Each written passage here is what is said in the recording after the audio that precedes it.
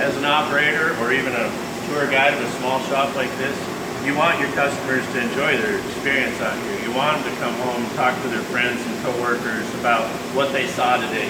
You want to let them shoot videos and have fun of what they saw cut, or come home with a trinket or something fun. But you're still protecting them. That's the biggest thing you're doing out here. Is you are showing off a little bit, but you're still watching out for them. If someone is out here with a dress, trying to make sure that our aisles do stay clear. If they're out here with sandals or something like that, are not going to be unloading steel with them around.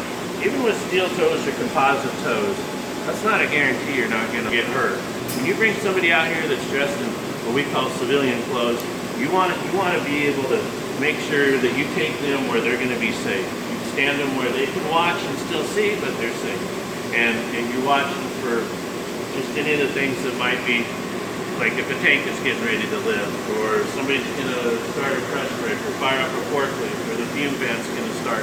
Some of that stuff surges and makes noises, and it'll make them jump. So you talk to them. You talk to them about what you're about to do, and you point, hey, it's going to come from here. It's going to do this, so that they're not surprised.